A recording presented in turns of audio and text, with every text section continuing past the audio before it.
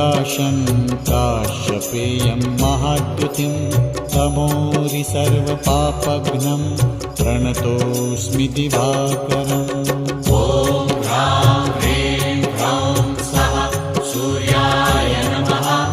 ॐ ह्रां ह्रीं ह्रौं स्वः सूर्याय नमः। जपाकुसुमसङ्काशं काश्यपेयं महाद्युतिं तमोरि सर्वपापघ्नं प्रणतोऽस्मि दिवाकरम्।